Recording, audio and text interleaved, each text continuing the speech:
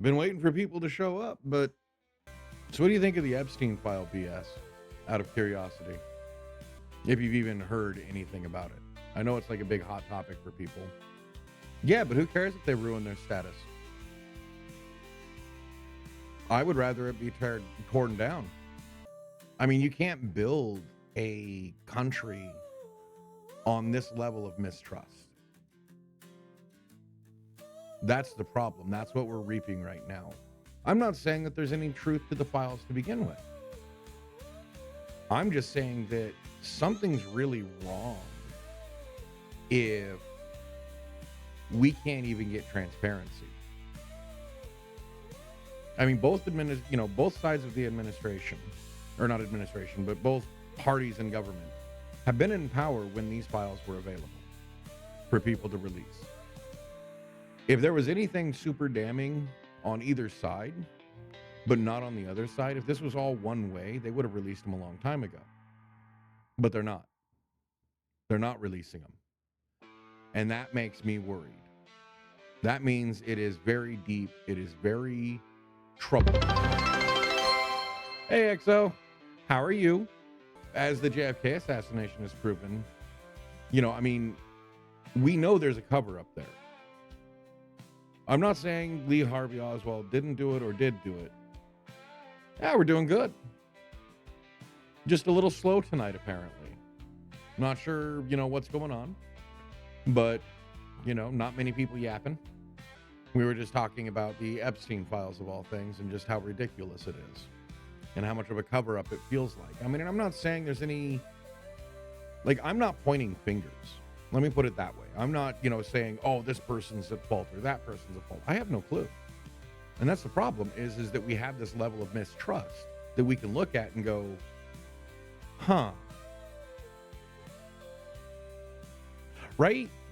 I'm in a good mood. I'm happy. I'm feeling okay. But it just feels weird that, I've already streamed for 2 hours today, earlier this afternoon. Even during Ghost Stream with Raven and Patience, it was pretty quiet. It's like everybody's being real quiet. I don't know why everybody's being so subdued. I mean, is it the weather? Is there something in the air? I don't know. But that stream earlier today did make me think of, I was kind of, trying to let some more people filter in. But I don't know, if after about 20 minutes of streaming and nobody else is coming in, I'm pretty sure we've hit our peak, so to speak. And I was going to say, does anybody have any questions for me? Anything they want to know? Because Ghost asking those weird questions, it's like, playing that weird game, which is fun. I mean, don't get me wrong, I'm not complaining. It's that, if then game. If I give you this, but this happens. I don't know, I liked it. It was fun.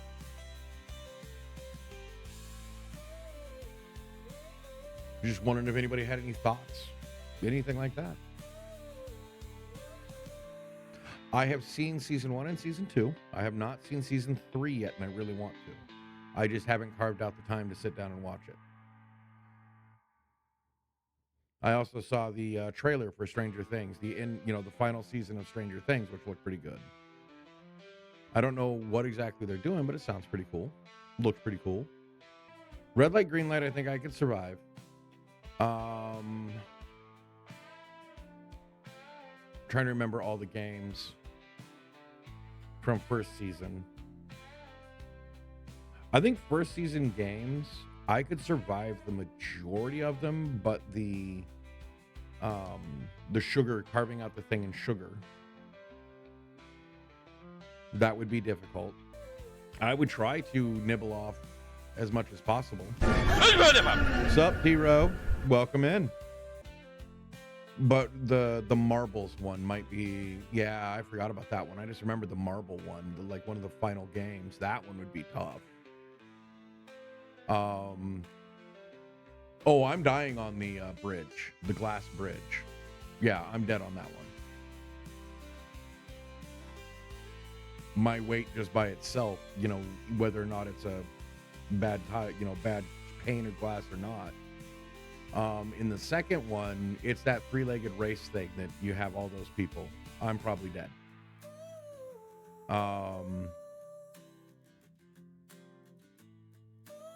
Yeah, if I can remember, I need to go back and watch them all again.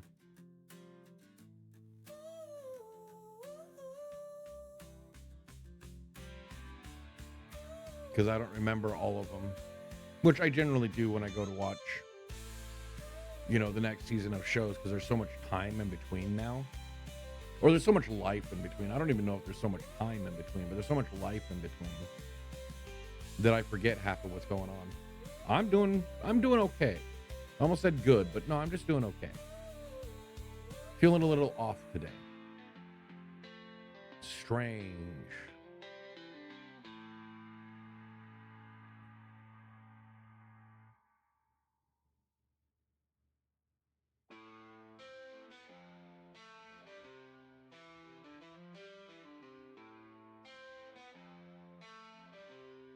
How are you tonight, Hero?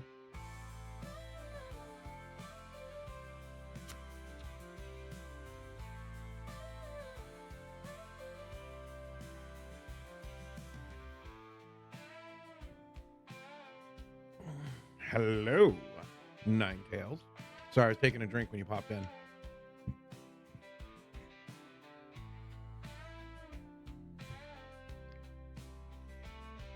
I think Twitch is being mean. I think people, got dropped.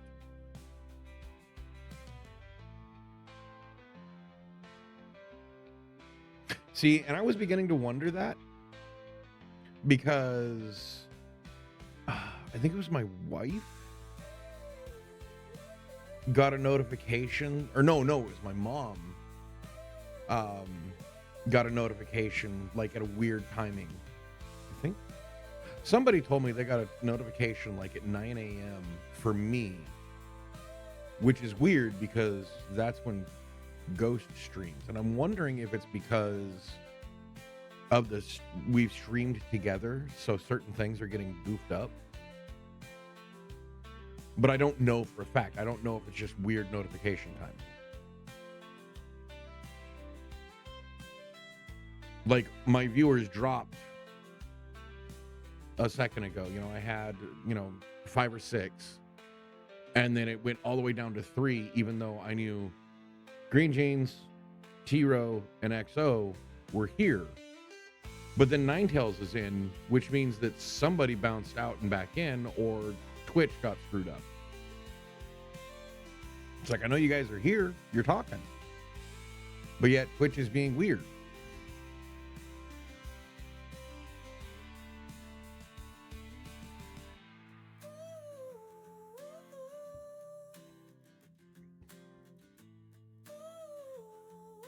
Right? Yeah, it's weird. A lot of things going on in the online, like July 15th, YouTube did a update to their terms of service, and basically they're handicapping anybody that uses AI to a certain degree is what they say. But the more specific parts of it is inauthentic or repetitious content. So, like, does my music fall under that? Because is it considered inauthentic because I'm using AI to perform it? But I write all the lyrics. Like, I mean, I think my song structure would be much better if I actually let the AI do it. But I write this stuff from the heart. I don't even use, Grammarly or anything to clean up the grammar because it's music. I literally write poems and set it to music. That's basically what I do. Sometimes it's an epic poem, for a story, and sometimes it's this. I feel I do a reasonable amount of work in there. I'm trying to showcase the lyrics, which is why I go through and hand do all of the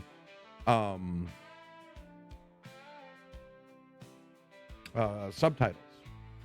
And weirdly enough, in some of my songs, YouTube doesn't let me do subtitles at all. Like, it just won't do it. I think it's only one of them, though.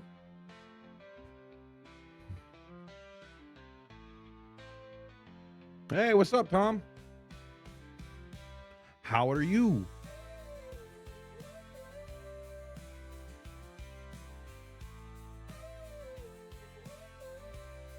Assalamu alaikum. Yeah, I can't do it. I keep trying. Yeah, that's good. I'm glad you're doing better. Yes, I know what you're saying. Peace be upon you. I know that.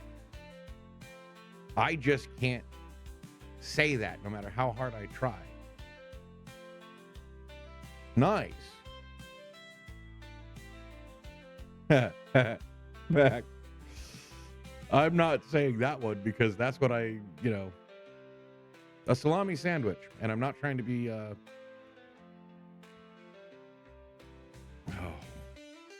irreverent. Well, good. You should be happy that you got that thing done. Right? Assalamu alaikum. Hey, Jade. How you doing? Oh, and hi. Welcome in, D-Muffin. D-Muffin.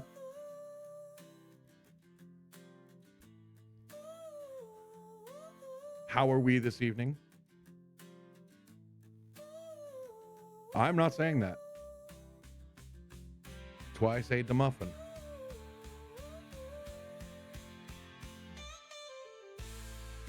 That has different implications, and I'm not saying that.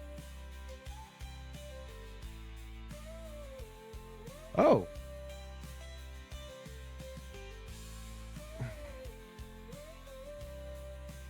What was that?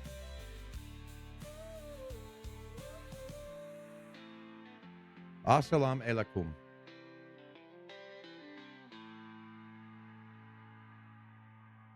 Yeah, I kind of figured it was short for deviant muffin. But I like saying DeMuffin. It just rolls off the tongue easier. I have been all right today, like been a little off. And for some reason, Nine Tails, by the way, you know what the bad part of what you said that I had to approve was the C-O-O-M, cum.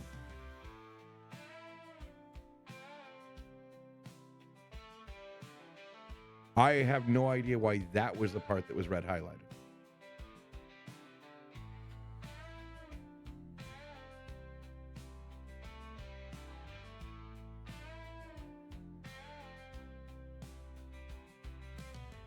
Maybe it means something in another language that I really shouldn't be saying, but... Right? It's not even slang that I'm aware of. Like, do they think somebody's trying to get around something?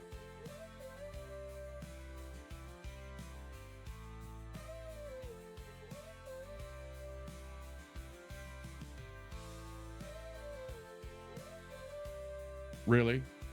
So, you couldn't name a planet Uranus.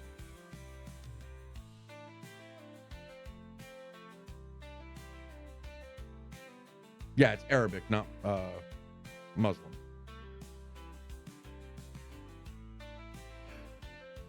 The fact that we have to censor so much that we can't even report the news on like YouTube or on Twitch as the news is presented without getting censored.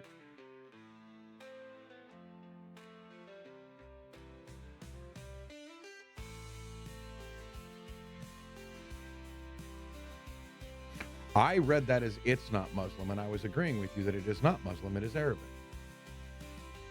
Which, Arabic is a language that is spoke by a lot of Muslims, but not all of them.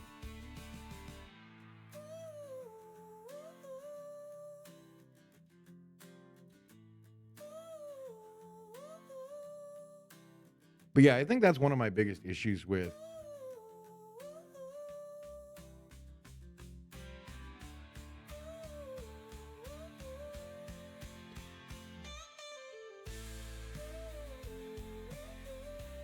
Wa alaikum assalam. I probably came a lot closer to that one the first time I tried it. I don't know why that one's so much easier for me to say.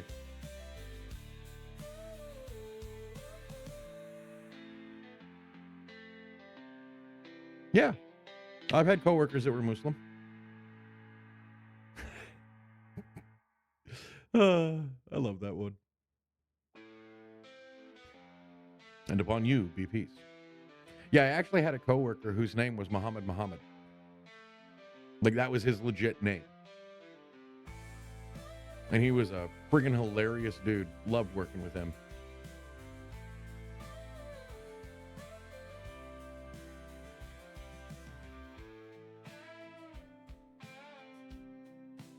Nice.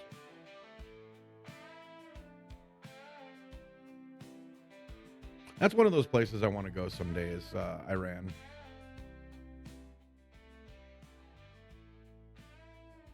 I'd love to go, under different circumstances. Iran, Iraq.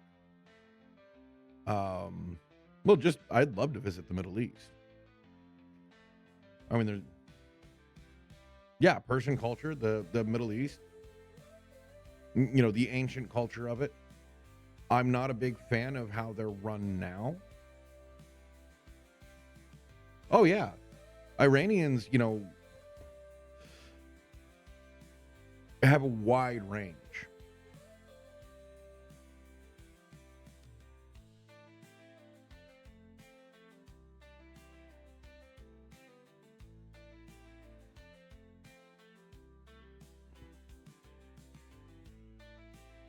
At least the ones the ones I've known. Oh, Damascus. That'd be cool to see.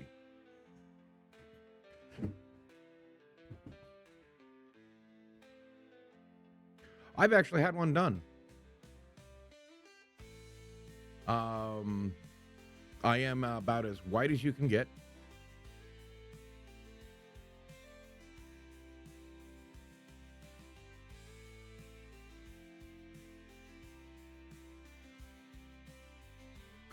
That's funny.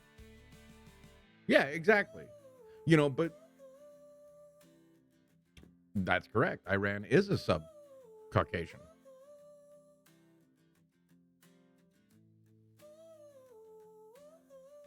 A lot of people forget that there's a lot of intermixing within that. Well, within the whole world, really now. That's why, I think, sticking to quote unquote races is ridiculous. Because, one, scientifically, they don't exist. There are certain genetic markers that stick to regions, but yeah, the human race. I even have a tongue-in-cheek conspiracy theory that Neanderthal, Denisovan, the humanity relatives, that the only reason why we find their DNA within ours is because they're offshoots of us, not that we interbred. Using the island phenomenon, because, Neanderthal were supposed to be pretty locked during the,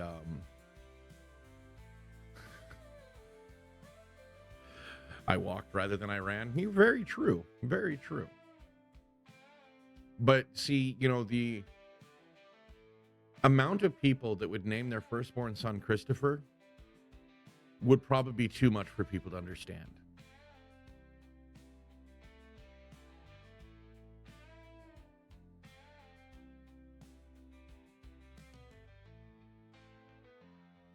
Food and the amount of work you do outside. That's really what it comes down. Or not the amount of work, sorry, the amount of sunlight you get. That's it. It's not even the amount of work you do outside. It's just the amount of time you spend in the sun. Yep. And like I said, I'm about as white as you can get. It's pretty much exactly as my aunt, who is the family historian. I'm Irish, German, a little bit of Welsh, a little bit of English, blend. So I'm white with a 0.01% Sudanese. 0.01, which is from 2,500 years ago.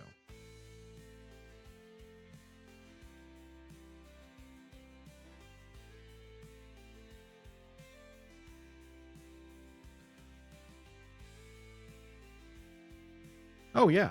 But see, those are cultural and social things.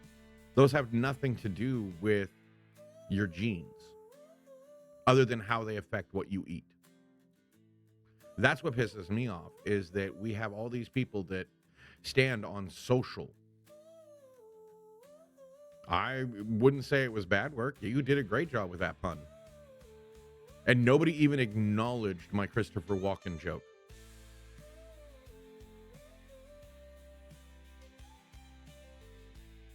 That sounds about like my wife. She's what we used to call Heinz 57 of Europe.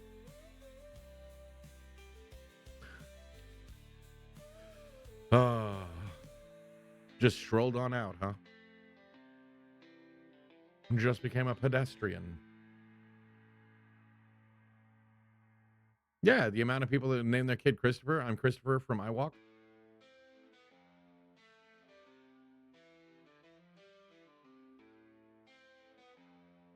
What Christopher Walken joke? Did I miss a good joke?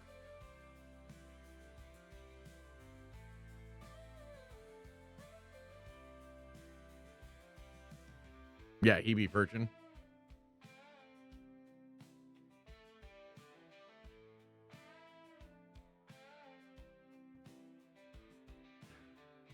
What? What is the opposite of Christopher Walken? Chris Runnan? Oh my God. Yeah. I'm sorry, Chris. It's okay.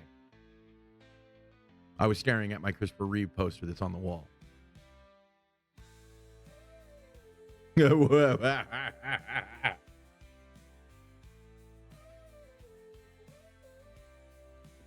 Hey, oh, by the way, speaking of, I did go watch that new Superman movie, and I forgot to mention it yesterday.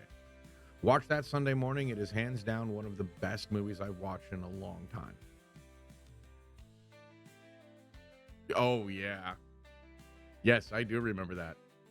Cleric that worship the sun. It is. It's a great movie. All of the things that the critics were pointing out is like, oh, monkeys at typewriters. Oh, this. Oh, that. There were like 30 seconds of the whole film. And I mean, in total, all of their little complaints. Like, oh, it's an ensemble film. What are you talking about? The Justice Gang were barely in it.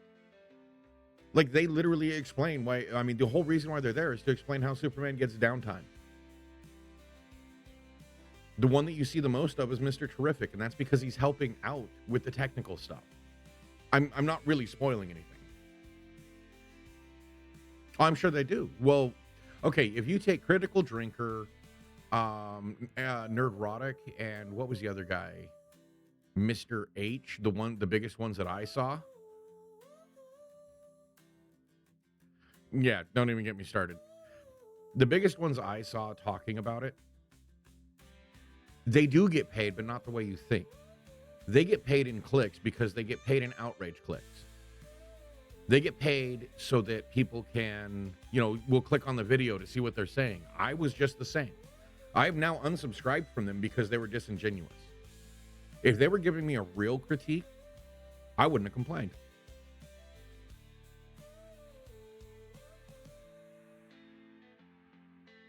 Okay, well, see, that's what I've heard about it. I just haven't watched a Jurassic Park since the first one.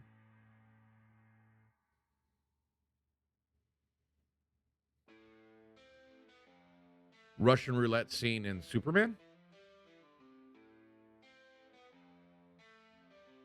I actually thought it illustrated exactly how evil Lex is. Right. That sounds like Critical Drinker or Nerdrotic. I unsubscribed from him. Like, if you're going to be that disingenuous, and plus, Critical Drinker, you put out your own movie and it was schlock. Oh, Nicholas Hoult is terribly underappreciated. He's played the Beast in X-Men First Class. He played some scrawny dork in The Menu. I can't remember everything I've seen him in because he blends into his roles. He does a great job. And his role as Lex, I think, is his best acting yet. Like, the dude put so much emotional range in the villain, it wasn't funny.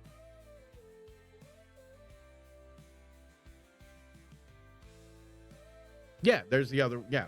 Nicholas Hoult is a fabulous actor. Was it Chris Holt or Nicholas Hoult? Am I wrong? I am never wrong.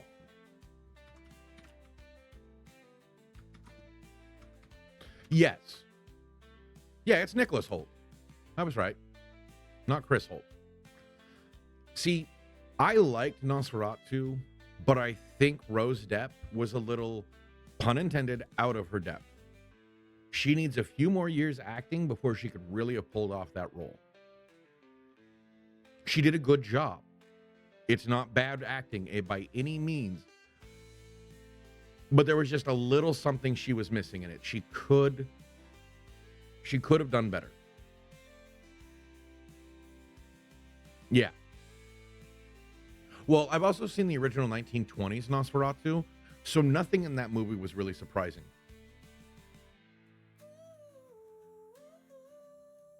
Oh, no. See, okay, Green Jeans, you're talking to the wrong person about whether or not Lex Luthor gets his hands dirty. Oh, he does. And he will. And he was in full control of that situation. Okay, Green Jeans, the whole reason why he used that particular person was because it was somebody that literally meant nothing. That was the point. The point is that Lex would do anything. It didn't matter. He was in full control of the situation. And why use the store clerk? Because his interaction with Superman was relatively recent.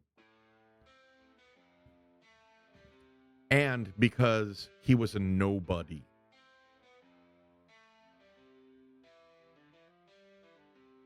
He knew that would hit Superman hard. Yeah, I mean, you look at him, it's like, I don't know how old he is. All I know is that if you told me he was going to be the next one to play Bond, I'd go, yes, I could see that.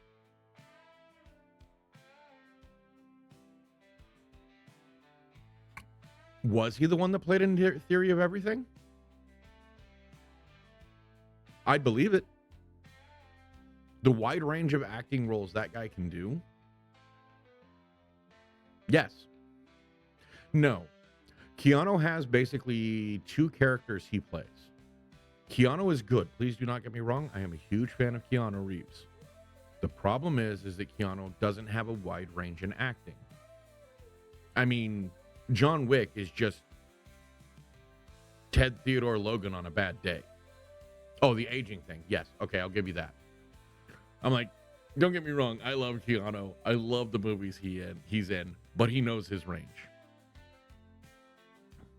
I don't know who they're deciding to be. I'm just saying that I don't know who's playing James Bond. I love Idris Elba. I still think that people should have really understood what was happening with Dark Tower. That movie is better than people gave it credit for. I loved that movie. I'm just saying.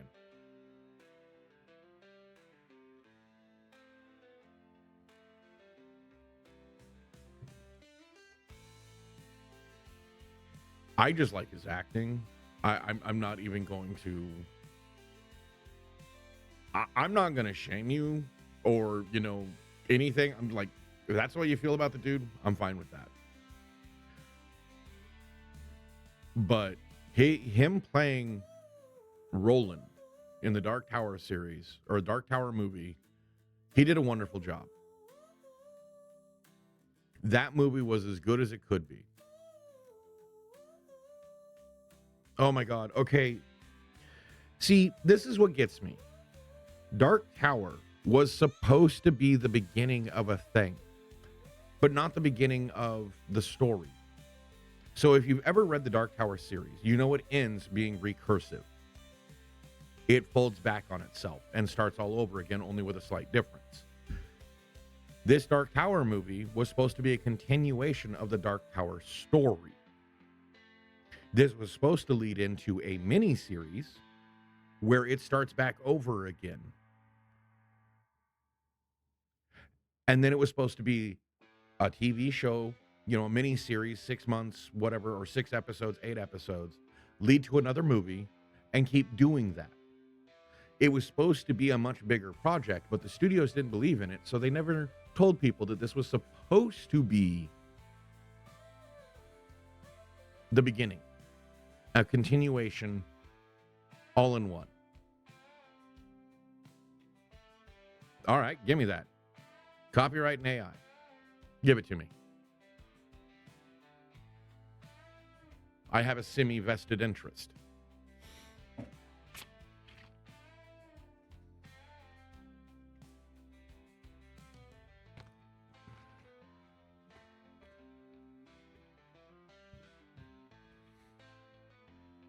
Yes. Which was dumb because if they had advertised it correctly, that would have been a money maker.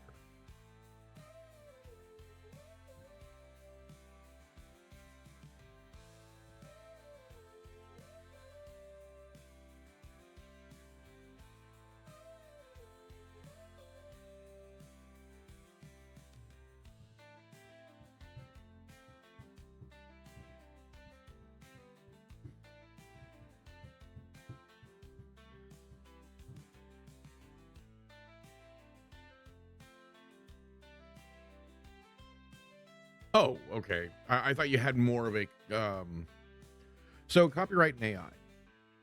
I think that if you are training an AI specifically to say write like another particular author, that is disingenuous and you need to be, but you can copyright AI music.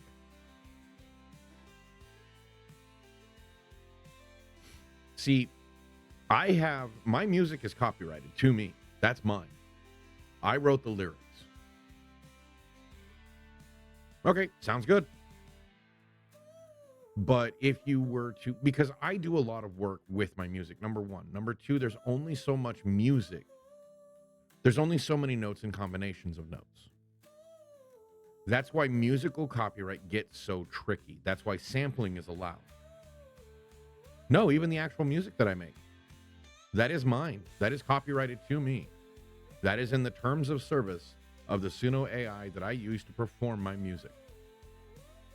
Now, anything that I throw away that I don't like, that's not mine. I give up that, which means I give up a lot. I do a lot of work on that music. Now, do I say that I need as much recognition?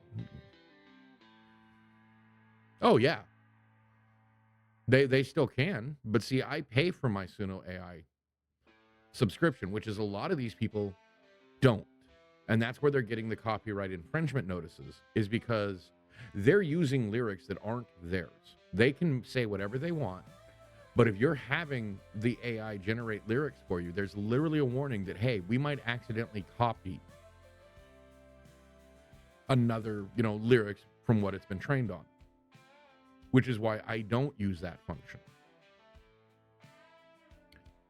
It's really hard to copyright the music itself. The lyrics, you can copyright original lyrics. Music is very difficult. So, like I said, sampling, covering songs. There is a lot of things you can do to get around copyright. You only have to change about 30% of the music and even the lyrics if you really want to get technical and call it a cover, call it something else, and get around the copyright, or even parody. And I was going to say, that was the next point I was going to make, is that there are some very key factors that, like the old Tarzan yell, Vanilla Ice, Under Pressure. And that's because he did it beat for beat. He didn't just sample it. He literally removed the lyrics from Under Pressure and put Ice Ice Baby over the top. He didn't, sample it enough. Or not sample it enough. He sampled it too much. He didn't change it. He didn't rearrange it. It was even proven that they didn't even have a unique performance. They used the master of the Queen song Under Pressure to mix his Vanilla Ice, Ice Ice Baby. Right.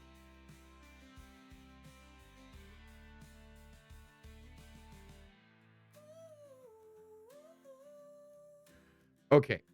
So, Tiro, there is a lot that goes into how I.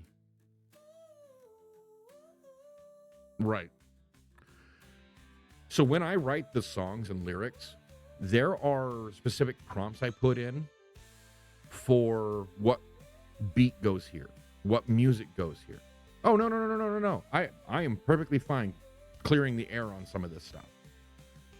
There are actual prompts before like the verse. It's like, okay, I want the verse to be saying a little bit more sadder. I want these particular type of instruments to play and this kind of feeling to go with it. I need this break here. The way I write the lyrics creates a percussion, like basically the beat of the music and how it can be interpreted. There's a lot that goes into writing it. It's not just like, oh, I wrote a bunch of words out and now, AI do your thing. It's like, no, I write in structure. I write chorus. This is the intro chorus. Here's put the hook here. I need a beat switch over here. I need a guitar solo over here. I want a violin solo over here.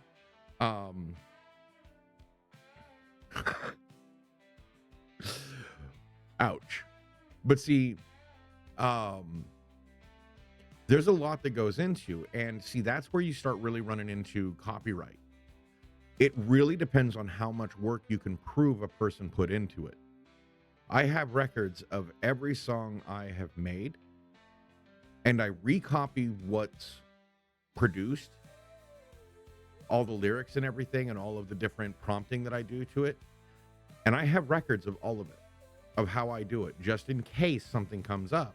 I can prove that I handwrote this and all of the different things. Yes, and that's what I'm talking about, T-Row, is that I do a lot when I'm prompting for composition. Now, the AI still has wiggle room. I've learned how to get more consistent duets, but it's still difficult. But I'm working, one, I have a lot to learn about how to produce it.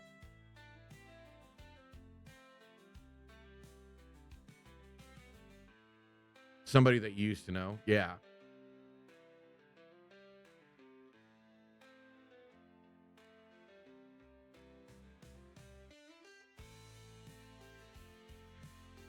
See, in downloading books, downloading that kind of stuff, there is a very specific way you can do that.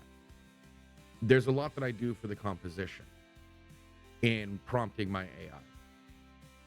But does that, and like I was going to say, does that give me the right to say, oh, I need to be recognized as much as like a rock star, or I need to be recognized as much as a songwriter?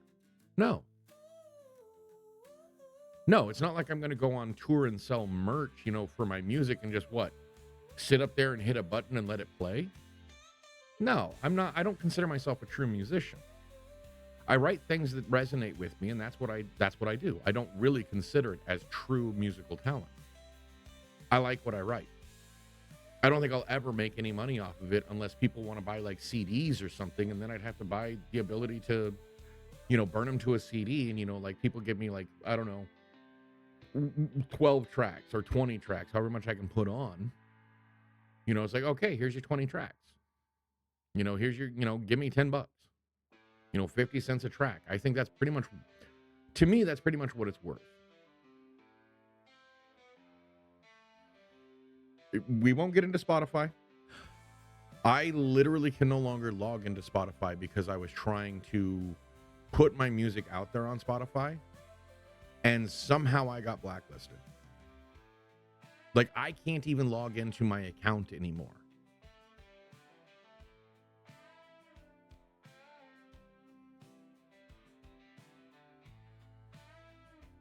I mean, yes, AI is tricky, but I think people really need to understand that AI is a tool.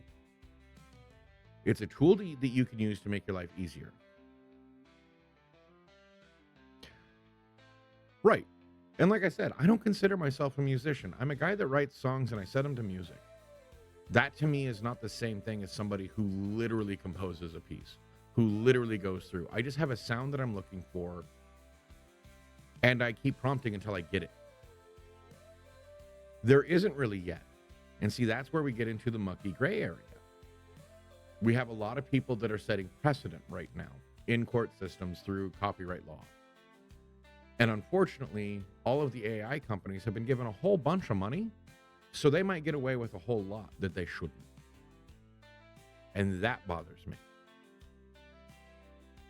That, I think, is cruel and unusual. AI absolutely fascinates me. If we use it properly, we can have one of the... Okay, however you want to look at it, I love what I do.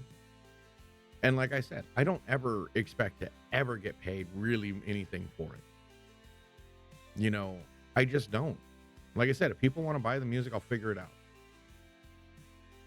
You know, I mean, I'm not going to put any digital rights media, you know, so I mean, people can friggin' pirate it all they want. You can download it from friggin' YouTube. There's no reason to pay me for it. You know, I hate saying that, but I mean, it's really right there. Last night's song? Which one was that? Which one was that? Oh, the new break music? Oh, just the background stuff? Shoot.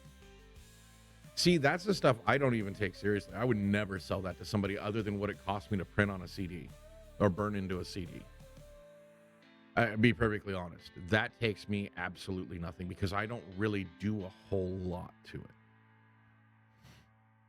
Yeah, I mean, let me see. This stuff?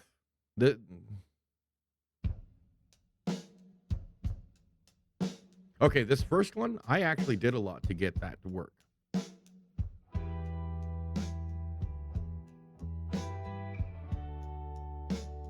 What'd they send you, Green Jeans?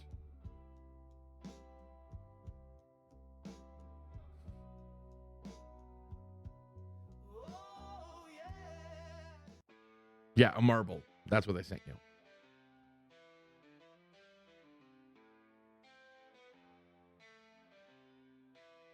You can do that all you want. I cannot stand sweet potato pie. I will just tell you that right now. I cannot stand it.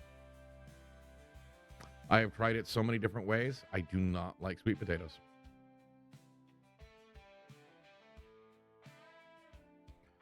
Well, once I get finished with... See, what's taking me so long to generate the new screens is that first one took me a couple hours. And that's only 15 minutes worth of music putting it together.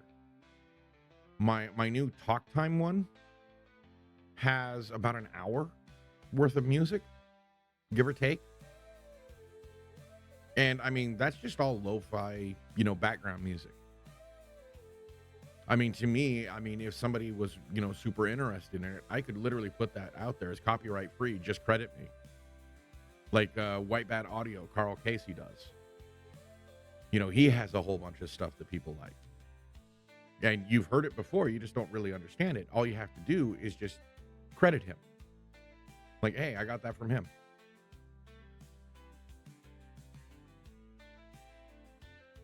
See, and part of that is just me starting, you know, working with other creators if they want unique songs, like what I did with Ghost. You know, his songs, or at least it used to be, I don't know about the new screens, but his older screens, it's my music.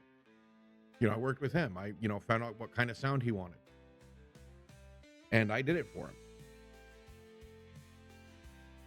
You know, I mean, I guess take that for what you will, but that's what I do.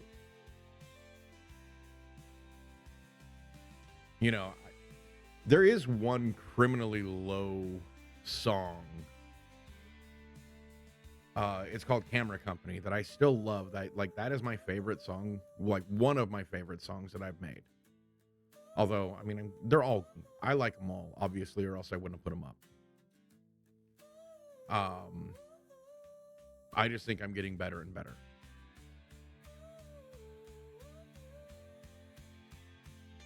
Oddly enough, I think Camera Company is kind of an interesting song to be thinking about in the time of, what the Epstein files are doing.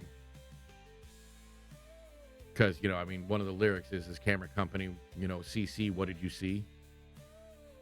Which, CC also stands for closed circuit, which is what those jail cameras are. I don't know. There's a lot of things with copyright that is very difficult. Well, yeah, like, writer using Copilot. There's nothing wrong with that. I mean, one, I've seen Ninetales work. There's nothing wrong with using AI if you're using it to help you along. If you're using it as a substitution for work, I think you need to be called out for it. If you're being disingenuous with how much you use it, I mean, literally all of my music is tagged with AI music. I've embedded that into that channel. Just so people know, it's literally embedded in there.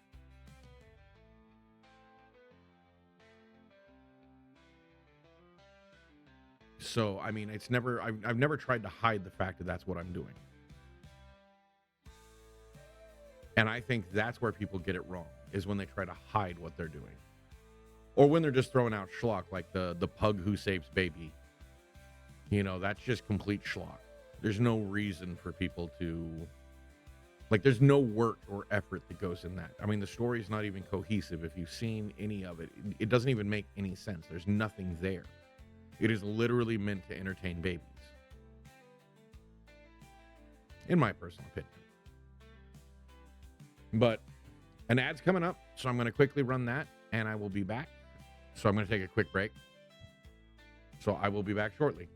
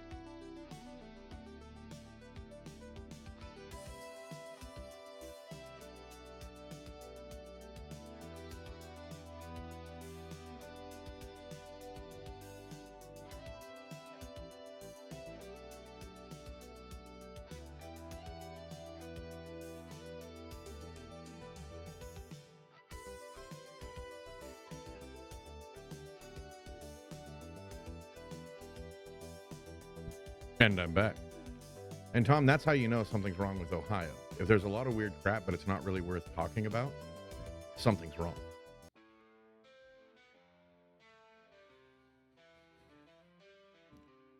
But the other thing I think people don't understand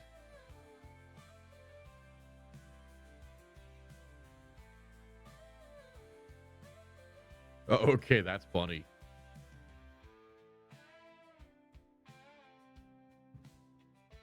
I think the guy got what he deserved. Personally, I think it's cruel to have killed the bird. But one thing with AI, I think a lot of people aren't paying attention to, and I think this is the real issue why they keep talking about creative works, is because a lot of people don't understand. And she got arrested. Really? Yeah. Of course. I guess it would count as a road rage incident, but I mean, he broke the law in passing her the way she did because it could have been a pedestrian. That's the thing.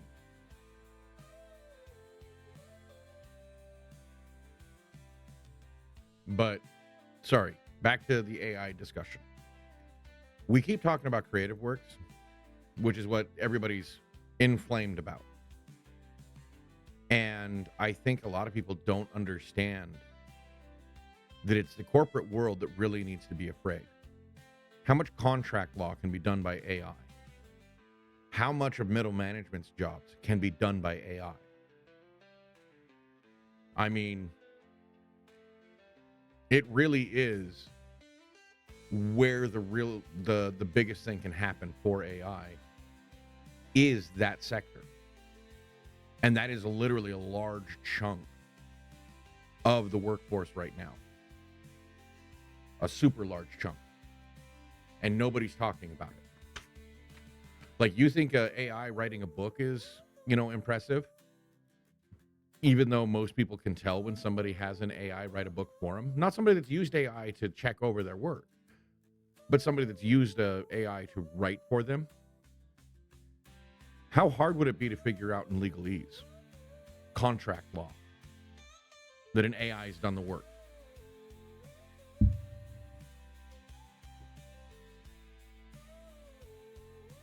Yeah, I mean, think about how many telemarketers lost their jobs to robocallers.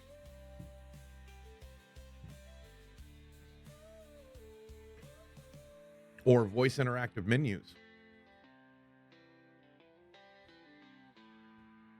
However many is actually used in corporate law or corporate America. I mean, like the Office Space joke or whatever it was. You have that DD 214 ready?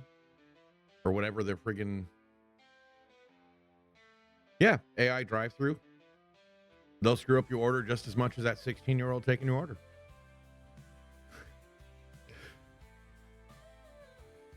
I mean, let alone, if they were smart, you just order what you're going to order, have a QR code, put it on your phone, just have your order mixed to a QR code, scan it at the drive through. That way they can't get it wrong.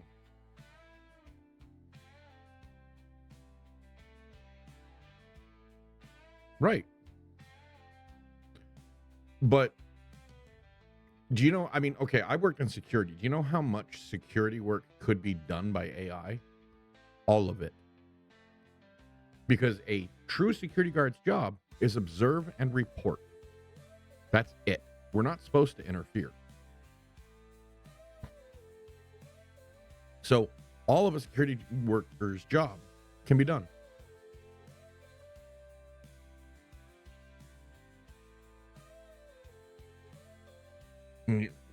Yeah, but that won't be long. Phone sales? That's going to be a thing of the past. Oh, I totally agree. But that's not how corporate world sees it. See, DeMuffin, that's what I mean is the corporate world. I've literally gotten fired from a security job because I had no incidences.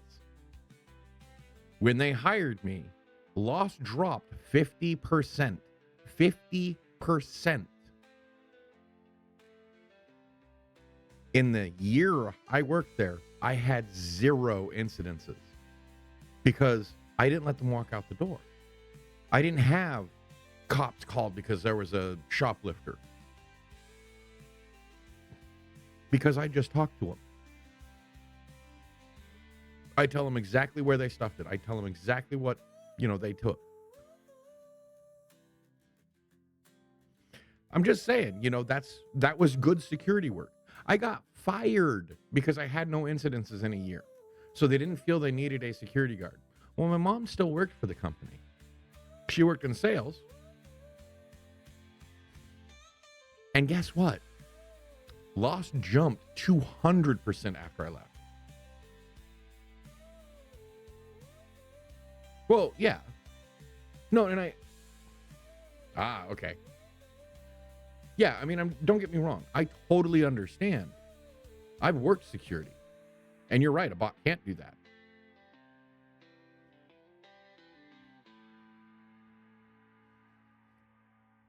But see, there's things that, like the Muffin pointed out, an AI is not going to be able to do. A specifically trained bot might be able to do it, but how many instances are they going to screw up? And the problem is that corporations don't see people as people. That was where I was going next. So all they're going to see is the money they save. That's why they're looking at facial recognition. That's why they're looking at all of this stuff. People don't understand that AI for creative works will be obvious. You can tell. When it's AI. And I think they're specifically training certain people in how to act as AI. No, true. We are absolutely commodities, but that's not just in America. That's anybody that works in capitalism, in this end-stage capitalism that we're at now. True capitalism, no. I don't know what to call what we have right now. It's off the rails. It's running wild. We don't know what to call it. Like it's the economy of scale, or the false economy of scale. We are willing to, we need to sell to the world. We need to sell to the world. So they have to scale up. I think I was talking about this last week about how the video game company, or a video game publisher publishes a game called Ready or Not. It's been on PC for like a year.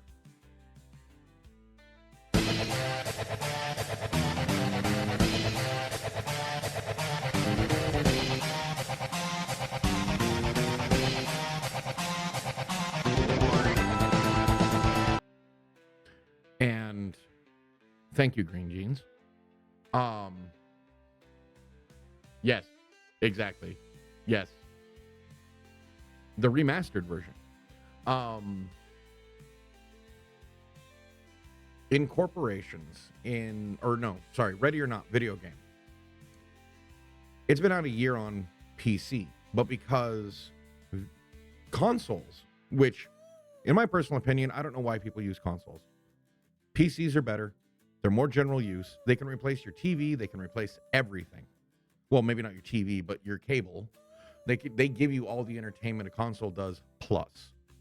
You can even plug your controller into a PC, and it's basically auto-mapped. I know there's a lot of people that use consoles. Don't get me wrong. I just don't understand the use because they're a crappier PC. And when was the last time, Xbox or PlayStation had a Steam summer sale? But consoles have a much different rating. So they had to censor the video game a year after its release for even the PC players. PC players are pissed. Not that the censoring's that big of a deal. It's not that they want to see the blood and guts. It's the very fact that their game can now be censored after the fact of when they bought it. Now in an AI-run world, sup, CT, you're already awake? Okay. And yes, Tom, I know you use the Xbox. I used to be a console kid. Okay, I grew up on consoles. PCs couldn't keep up because they were, consoles were literally tailored towards playing video games. That was their whole selling point. They had better graphics, but now consoles don't have as good a graphics as computers. Yeah, see, that's what I'm saying is that consoles used to be better than PCs. They are not anymore. PCs make leaps and bounds higher than console. Consoles fool you into thinking they're better, but when you get down to the actual hardware schematics, consoles are worse by a landslide. They use tricks to make you think it's better.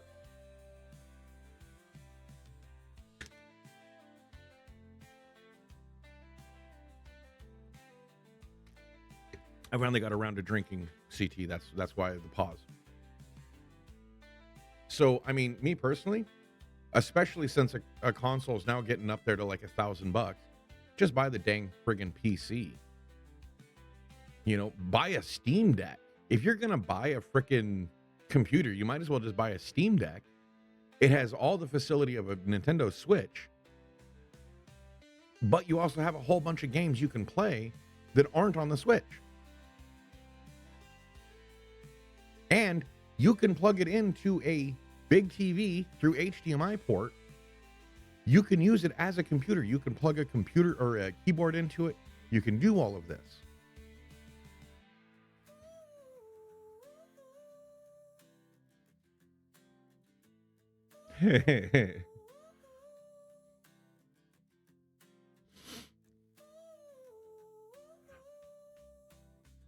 I wouldn't say you're pushing it that bad. So, I mean, I'm just saying that the whole point of what I was trying to say about Ready or Not, though, is that we live in a society that is now getting censored after the fact.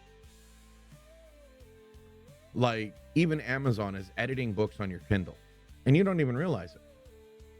They're censoring books, they're changing books that you've already paid for. And sometimes in book, you know, if you're a book connoisseur, you know that certain editions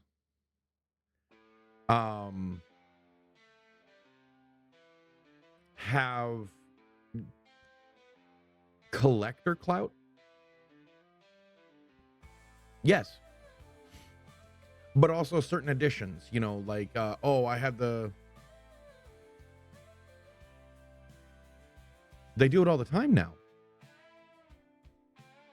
No, Ready or Not, the video game. Yeah, they're not in any way related, because I love Ready or Not. Ready or Not, the video game. The horror movie was great. I loved it. Ready or Not, the video game, on the other hand, is literally basically your SWAT officers going in and doing things. I've never played the game. I've just heard of it.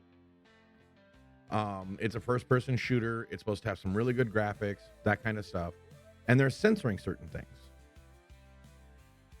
And it's after the fact. Like, these PC players, like, they're having to go through baby's first steps type censoring.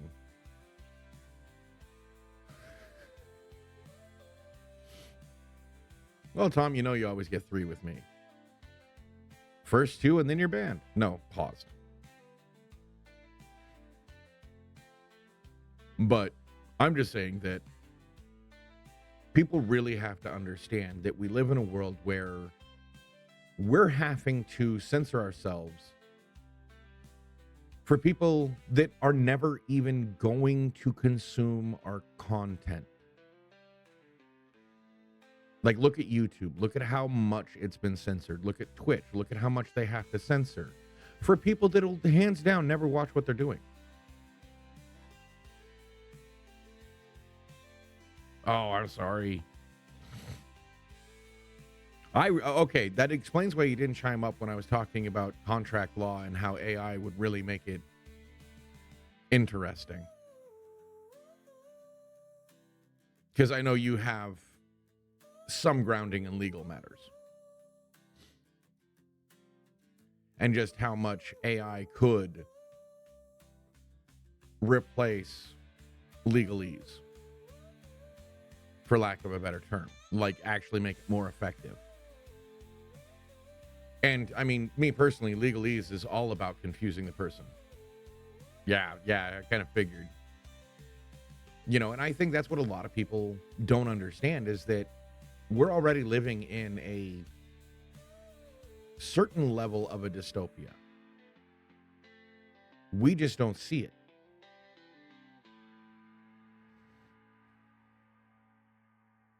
No, you guys just trade places. I mean, we have so many things that go on in our lives that we don't even. That was good. That we don't even realize is happening. I mean, like, people thought what? Stranger Things, there was a change that everybody thought was like a Mandela effect. And no, they came out and said, no, we actually changed it. People don't realize that Steven Spielberg and George Lucas have modified their movies forever. But it's only been such a big deal now because now they can do it on the fly. You won't have the original thing. I mean, think about it. Disney can wait, 5 to 10 years and then re-release the sequel series of Star Wars. Only now they've modified it to the point where it's actually a better movie and people actually like it. And people go, oh, wait, why did I not like this movie? Because they've forgotten that they've changed it all. And because we have no permanence in our items, we can't buy, or it's really hard to buy the DVDs. And even if you do, people are looking at you like you're strange. Sorry, Blu-rays. Pay no attention to the CT behind the curtain. I am not a big floating head.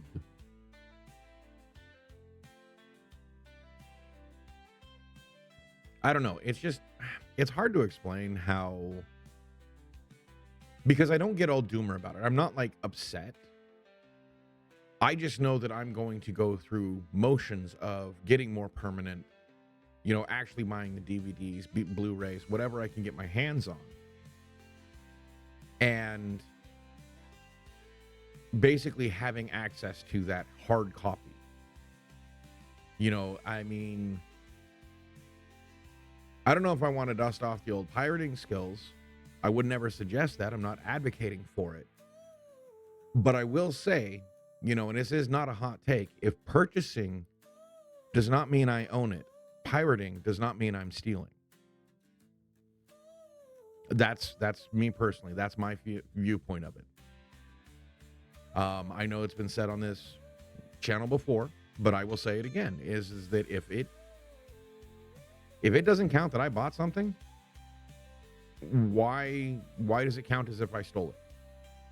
If you can change the terms. Well, that's what Wednesday night really is, man. Uh-oh, I chased somebody off. Sorry, DeMuffin. Sorry I was going into some, sketchy territory.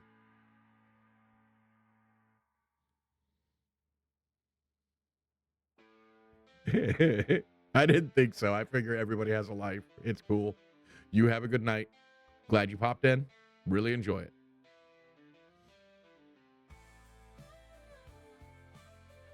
Ah, okay.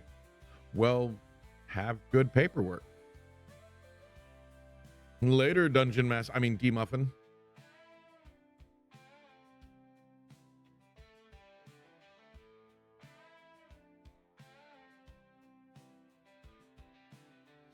But, I mean, if you're going to change the terms of sale, why can't I change the terms too? He literally got them from the Distractable podcast script. CT, that is literally where he got them. It's a Markiplier podcast with Bob and Wade. Yeah. Which, don't get me wrong, they're interesting questions, but I'm not here to copy somebody else's ability. Oh, well, you have fun at that. Ham and cheese sandwich.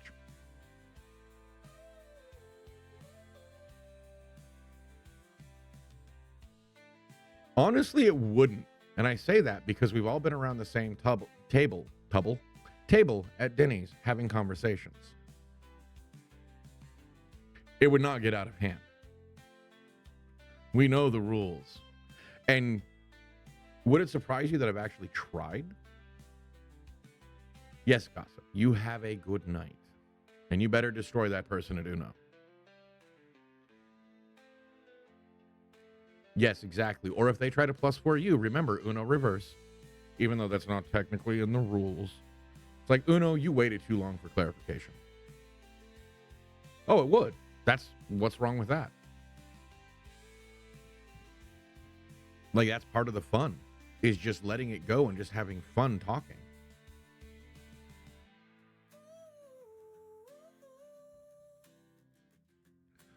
I'm going to be honest with you. I know people would listen. You know why? Because I had a table at Denny's where the servers, the workers, would come out and listen to us talk.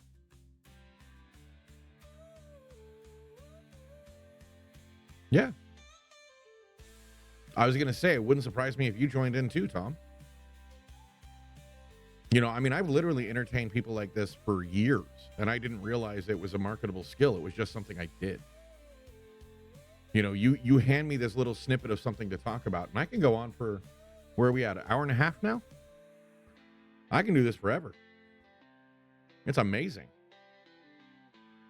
Apparently, it's a talent. I mean, and like I've said, Wednesdays are my best night. Wednesdays are generally my best performing night.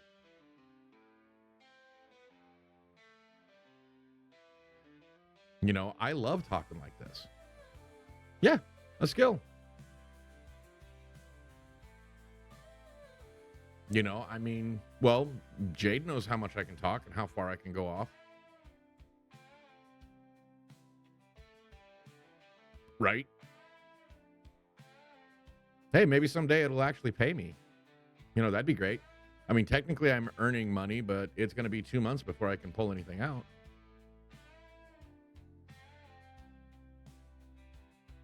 Oh, I could do anything, man. Any of that. I mean, what do you think I'm trying to do with Cryptic and friggin' Ghost is rope them into 2 hours earlier in the day on Wednesday, rope them into doing stuff like this. I mean, with CT's radio announcer voice, he can be the referee and telling us to shut up. He's got the voice to get people's attention.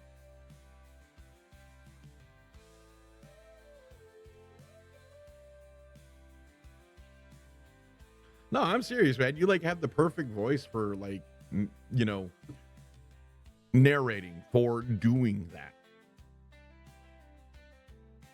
Yeah. I mean, and that's what I'm trying to rope them into is just, you know, relax and talk. It's okay. You know, people actually don't mind when you talk. They figure, you know, listen to your chat, let them ask questions. You know, it's right. You know, I mean, that's what I try to do is just me being me. You know, I don't always have the most educated opinions, but so what? Teach me. Let me, you know, teach me to be better. I hope so. Hey, this is the one Raven told me to get. So, you know, and according to people that actually know my real voice outside of electronic medium, this is much closer to my real voice. Like it actually catches the nuance. You have a good night, Green Jeans. I mean, I'm only going to be running for another, what, half hour? So you ain't going to miss much. Remember, guys, we save the most risque and weird topics until after Green Jeans leaves.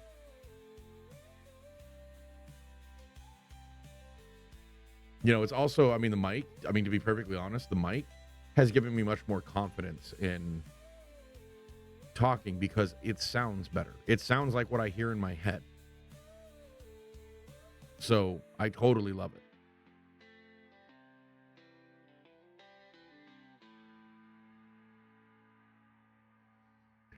I don't know, you know, I mean, with AI, it's going to be a... Okay, hold on.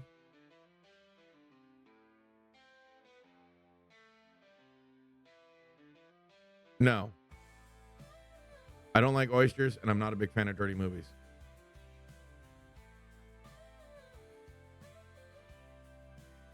Your mic sounds pretty good when it's working right. And you haven't had that staticky problem in a long time. Dirty Harry. Okay. So that, I guess, would be a dirty movie.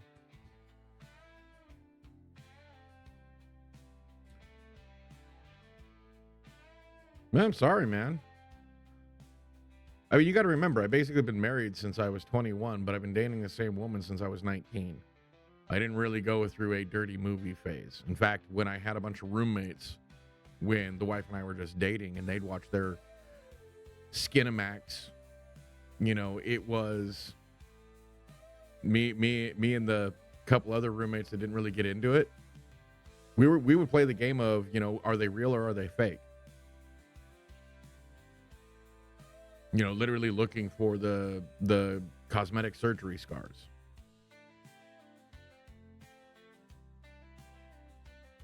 I'm just saying. That was my entertainment, was trying to figure out.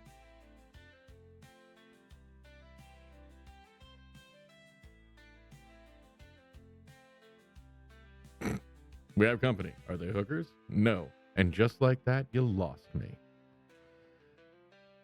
Although I did have an interesting time delivering pizzas one time on a New Year's Eve. Apparently they were playing strip poker. And somebody dared somebody to answer the door.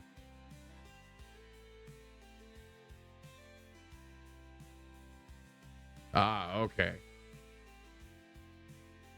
Nice.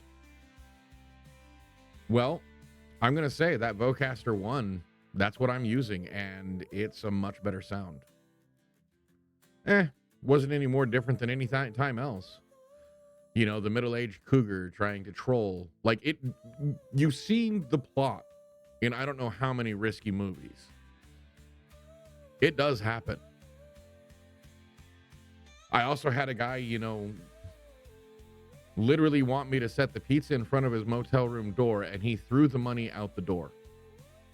I wouldn't let him get the pizza until I counted up, make sure it was all the money. Funnily enough, he didn't argue with me. I never even saw what the person looked like. I'm only assuming it was a guy from the deepness of the voice.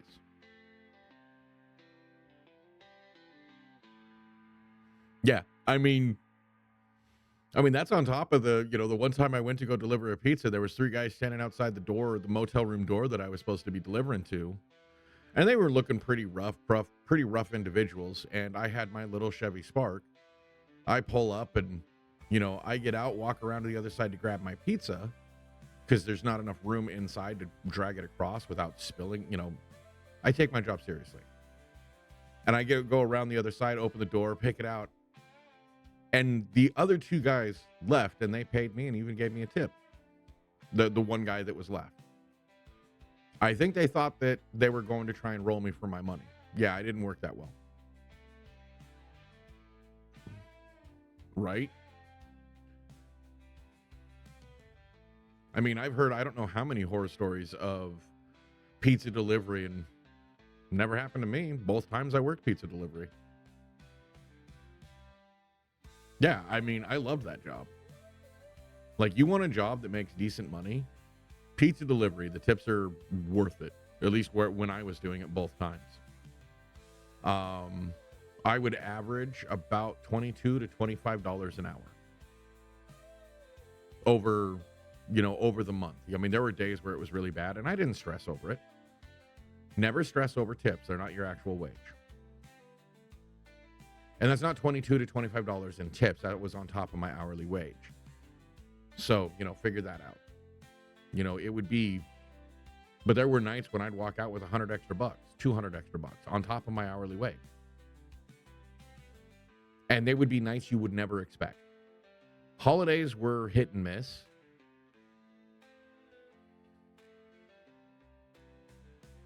Yeah. If they let you, or I wouldn't tell them that you were strapped, but I would honestly,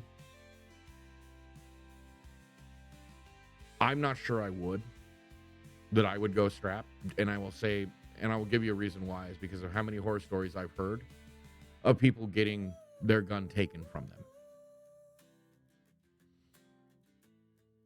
See, what I would do is I would have a body cam. If I was going to do it in today's day and age, and because I'm getting a little older, people are going to take their chances, so I would just have a body cam and a dash cam. and it would be uploading to a server someplace else. The 10, 15 bucks a month that you'd be paying for that, totally worth it.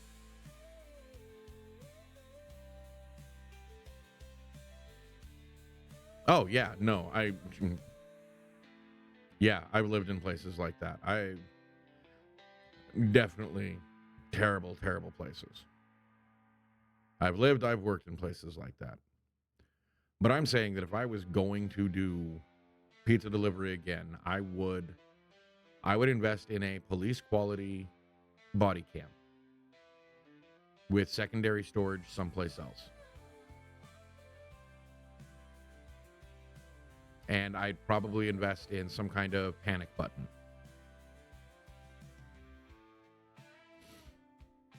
Because that's the kind of world we live in.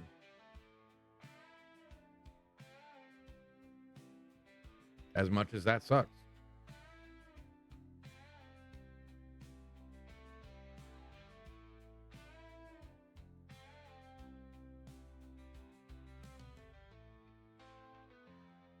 You know, we live in a world where, and see, that's why the income inequality sucks. That's why, you know, you don't feel you're getting paid what you're worth. Yeah, that too. Yeah. But, you know, crime is by the desperate. 9 times out of 10. Especially somebody that's going to try and rob a pizza delivery guy. You're not going to do this as a job. That's dumb. You're doing that because you're desperate. Well, if you take out the reason for that desperation, guess what? You live in a safer world. And sure, it might not pay for itself, but what do? You either have a world that pays for itself and, you know, you have income inequality, so everything gets cut. You know, education, healthcare, you know, mental health care. All of this stuff gets cut. And so you have nothing. You know, the people have nothing. What's the point? Or you live in a world that's relatively safe because people have enough. I'm not saying, you know, give them too much. I'm not saying everybody deserves a luxury apartment. But everybody deserves housing security, home security, health security. Everybody. There should be some level of some kind of security that is enough to survive. And what you do beyond that is what gives you what you need. I mean, especially in a social media world we have now, people would be competing for having the nice luxury apartment, having all of this nice stuff. Because people aren't just going to sit around and like, oh, I have just enough. I'm okay. That's not how we're bred. That's not how people are bred. Number 2, we have to change what we value. If that is one thing I could affect and change on the world, it would be changing what we value. On a visceral level, I would change that we don't value the rare. We value the useful. And what I mean by that is gold. How useful is gold? Like, it's got a few industrial uses and jewelry. It looks kind of pretty.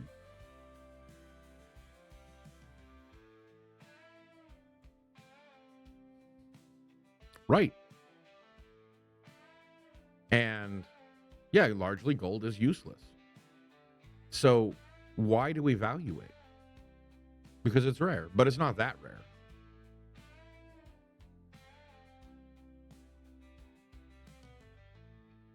F-Deuce SL40. All right. Nice. I'll have to look that one up. Like I said, I just got the Vocaster preamp kit that came with the mic. So, I mean, I could probably buy a better mic than this now that I have the rest of the stuff. But, you know, the fact that this all came together. No, it's actually worse. It's about worse practically than copper. Copper is more useful.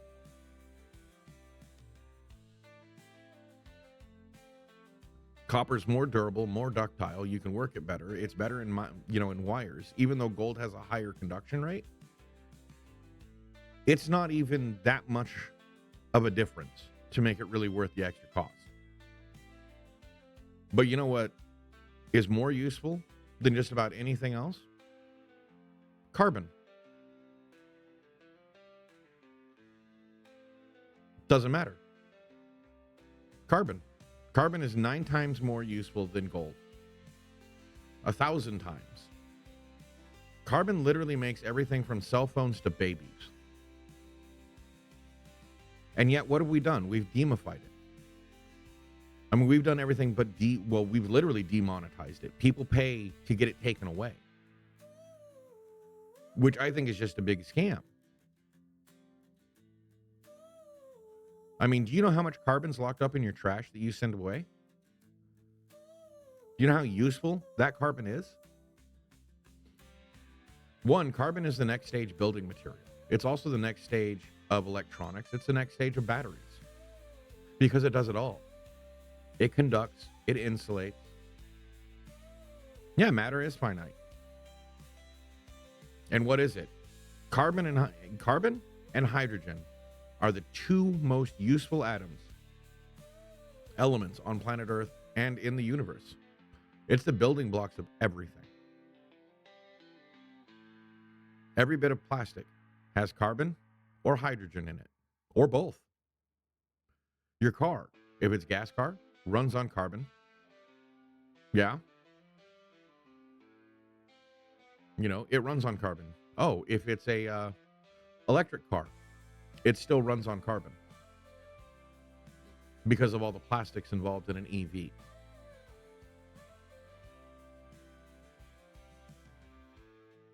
Carbon is literally the most useful item we have readily available, easily mineable, and we don't even have to dig in the ground to get it.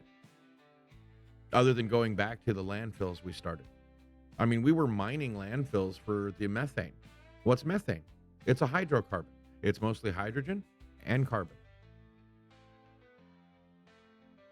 Graphene. Carbon. In a unique...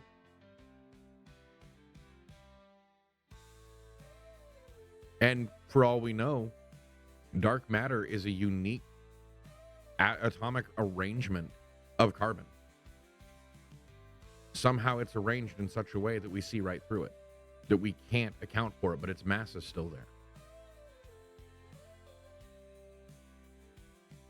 I mean, it's ridiculous. Carbon is, you know, we make it evil. It's like, oh, what's your carbon footprint? It's like, yeah, okay, but if I start mining my trash, if I start doing this stuff, right? I could make a lot of money off of carbon if somebody would buy it and know how to use it. I mean, you start looking into graphene and what it can do. I mean, carbon fiber is just the baby's first steps of using carbon. Buckyballs, a unique arrangement of a carbon-like lattice structure or soccer ball structure. One of the toughest things known to the universe. Carbon nanotubes can revolutionize medicine. You know, instead of, sending radiation all throughout the body. Oh, exactly. That is what will be behind replicator tech. But carbon nanotubes, you could direct inject radiation, microdoses of radiation directly into the cancerous cells, killing them from the inside. Or you can put a little carbon, carbon pill, so to speak. Again, microdosing of radiation directly into a tumor. Guess what? You've killed the disease. You've killed cancer.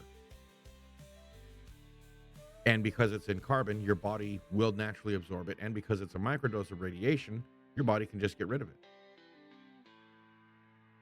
Yeah, exactly. Well, we're already working on that. Basically, carbon and a few other scattering of elements, you can make every vitamin out there. Carbon and a few scattering of elements, you've now made, 3D printing is, again, baby's first steps. It'll be not too much longer before we actually have, replicators, the building blocks. You'll print your Earl Grey tea from yesterday's trash. I mean, sure, we're probably a good 50, 75 years from the advancement to really understand how that would work. Carbon, 3D printing at the atomic level. But it's entirely possible. Right. When you have, just because of the law of thermodynamics, but if you can take recycling to 69, 70%, that wasn't a meme number, but it was. If you can take recycling to a 70% efficiency, interstellar travel now becomes doable. Instead of having to have a whole deck full of plants and animals, you just have tanks of the basic materials. And then you recycle that, 60 to 70%. Because there's always going to be loss in that structure. But you recycle that 60 to 70%. Guess what? There you go. You have it. You have interstellar travel. I mean, it's still generational. I'm not saying it's going to get you there any faster, but you're still going to save on a bunch. And if you're just harvesting raw materials, you can make stops. Carbon's ubiquitous. You can scoop it from an atmosphere of a planet you're passing.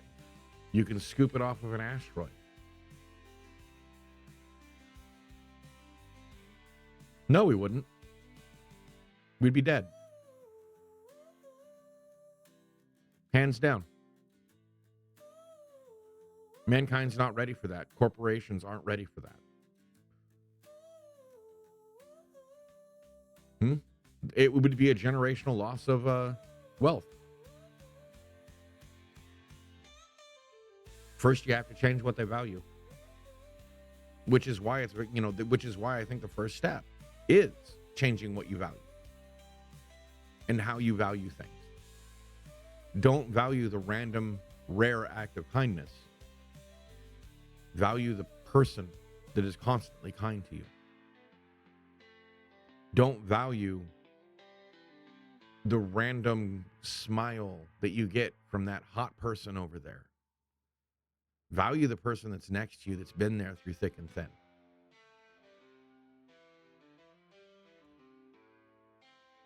That's the biggest issue I think we have in our society right now, is valuing that which is rare. It leads to superstitious thinking.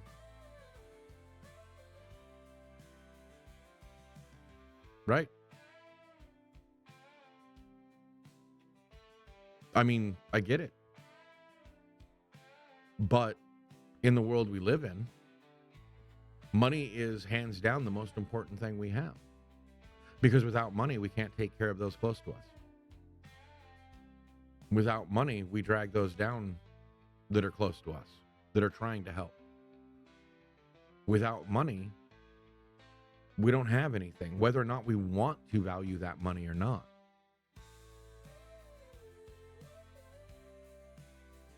Yeah. Well, and that's what I'm saying is I'm not saying that money means a lot to me. I have a certain set number in my head that I want to make every month. Anything over that is a ridiculous sum. It's no use. Once you reach $5-6 grand a month, if you can't live on that reasonably comfortable, you're doing something wrong. You're grabbing stuff that you don't really need. Oh, no, and I totally understand. I'm offering you my viewpoint. I'm not trying to tear apart or offer a counterpoint. I'm just saying. Yeah. $5-6 grand a month, that gets you a decent place to live, pays most of your bills, and still gives you a little left over for a vacation once a year. As long as you don't have to have, every streaming service subscription. As long as you don't have to have all of this extra crap. That's more than enough to live on. I mean, that's kind of where I kind of hope to eventually be, through what I'm doing, is reading those, attaining those numbers. I don't know if I'll ever make it. That'd be nice, but I don't know if I'll ever make it. I start reaching, the 10 grand mark. It means I can support somebody else to help me in what I'm doing, in whatever capacity I can. I want to reach out and help others. I want to make their lives better. But if I don't have the stability in my own, there's not much I can do for them. And I don't need somebody dependent on me when I'm not stable myself, because I'm just going to drag them down. So I want to work at being stable. I want to work at getting some investments lined up so that even if this all comes crashing down, I can offer some kind of severance to an editor, to a researcher, to this, to that. So I can offer, some kind of way where they can transition, to be a responsible employer.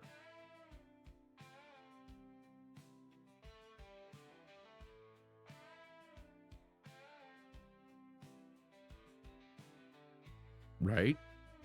That is exactly what I'm shooting for. The only reason why I need a little bit more is my wife has, a genetic disease. She's diabetic. We need a little bit more for healthcare. If we have to pay out of pocket for her diabetic medicine, we can't afford that easily. Even with insurance, it's not that easy. It's still relatively expensive.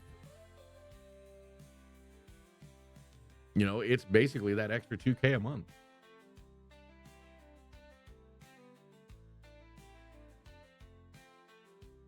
And that's where you run into a whole lot of problems, is once you start, factoring in, all of these other issues people come up with. I mean, one, there's no explanation of why I'm so damn healthy. Oh, that's fine. Tom and I were having a good conversation. I think most everybody else is either passed out or left.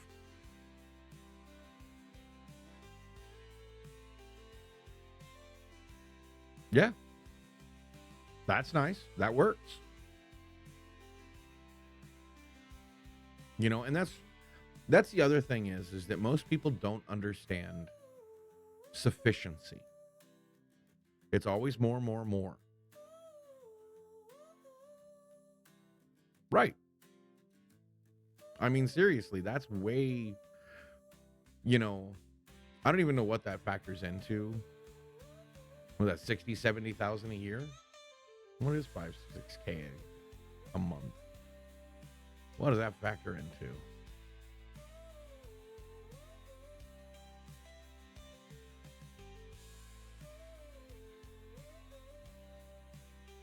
So let's go on the low number, 5. That's 60K a year. That's considered poor in America, CT, by the way. I think the poverty line's at 75K, where you're still considered relatively impoverished if you're making 75K. I mean, shoot, for a time, when the wife and I both were working, we were creeping up on 90K, almost 100,000 a year. And we still qualified for state assistance where we lived in Washington. Washington is so expensive to live, and that's where it really comes down to, too, is where you live. See, if I could make this into a job. Oh, yeah. Depending on where you live and what you're trying to live, if you want to live in any kind of reasonable security in a nice neighborhood, you're probably needing closer to 10K a month. Because our housing prices are so ridiculous. The only way to really do it right, and that's the funny thing is I've known people that make that amount of money and they make it. It ain't happy, but you make it.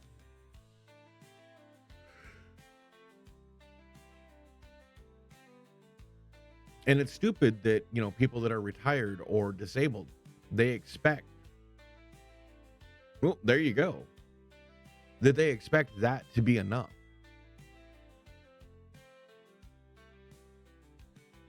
I mean, disability is such a joke in America that you can't make it on your own, and they don't give you any help on how to really make it on your own. I had one buddy, he was only making $300-400 for his disability a month, and he was 100% disabled, and yet he couldn't make over $3K in it. Or no, this was a long time ago, but I think he couldn't make over. He couldn't have more than like 3,000 in assets at any given time. Oh yeah, oh yeah. They don't understand that it doesn't matter how much you inflate the minimum wage if there isn't some control on how much people can charge for stuff.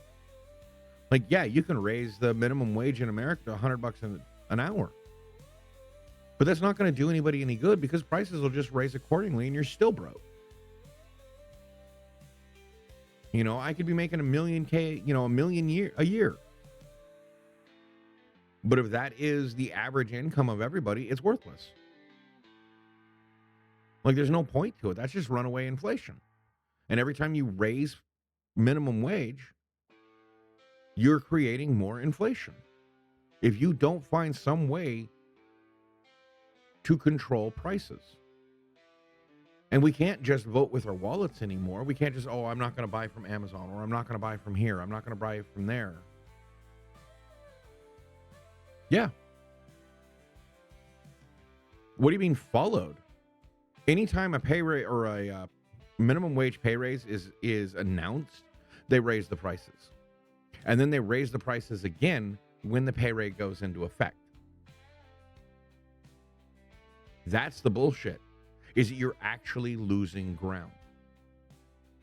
Every time they announce a pay raise, you're losing ground. Figure this out, Tom. Back in the early 2000s, I had a job as a bodyguard. I was making $2K a month in 2000. I was living pretty good. I had a nice luxury apartment. Me and the girlfriend at the time, who now wife, lived there. We lived pretty nice. It was a nice place. I could still go get a similar job at $2K a month. 25 years difference, and that job hasn't raised in wage at all. Even though at the time, that $2K a month was a damn good wage.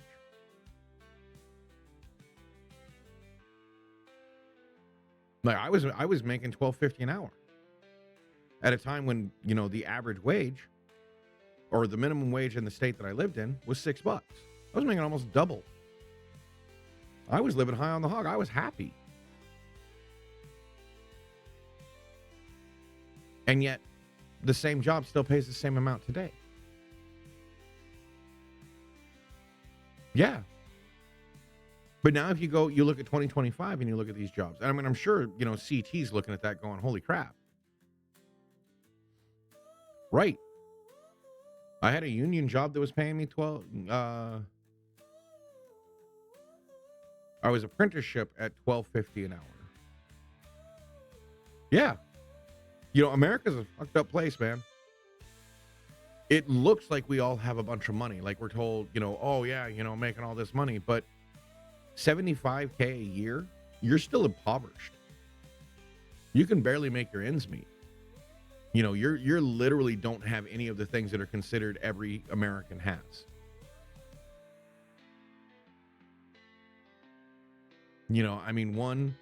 Our cities aren't built for mass transit. So everybody has to have a car.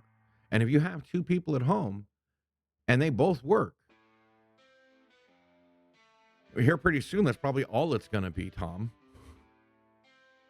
And that's, nobody can afford it, but that's all it's going to be. Because everybody's going to be trying to make a buck.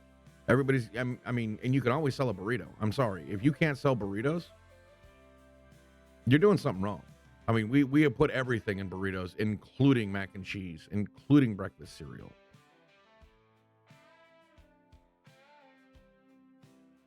Although I will say, I have made my own, mac and cheese and ham burrito, and it was pretty good. I just did it because I needed something to carry my food in. Yeah. But, well, it's not even the tax rate, CT. That's the problem. It's not a tax rate. You go $100 down to the grocery store to buy food. $100 might last 2 people a week if you're getting reasonably priced, reasonably good food. Most people have a budget for groceries, what, $200 a month? Yeah, tortillas are the versatile option. They're good for everything. Yeah, and if you buy the cheapest brand of everything, see, here's the thing, is also the quality is so low. Like, so low. That you're actually bordering on malnutrition. Right.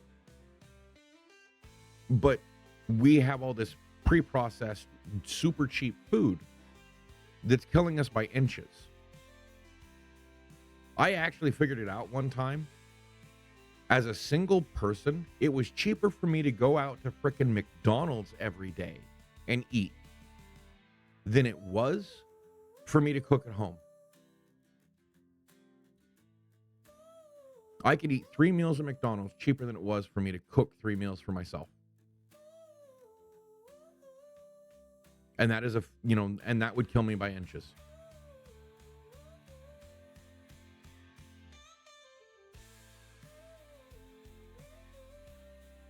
Our groceries are garbage. You try to buy enough, fresh fruits and vegetables, they're rotten by the end of the week.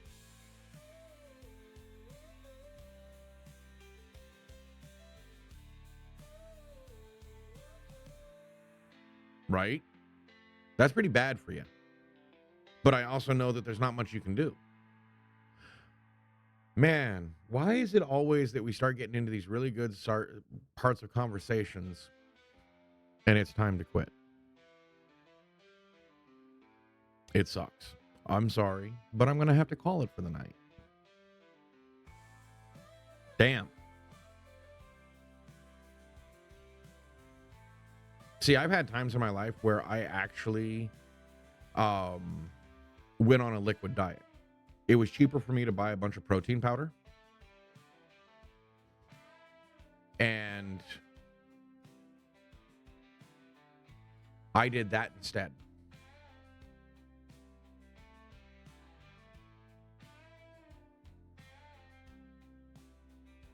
Right.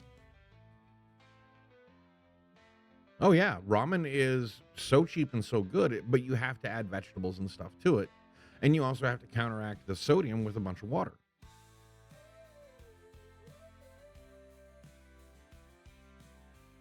Oh, I'm ready for it, dude. Ready for it. But yeah, I do really need to cut this. Sorry.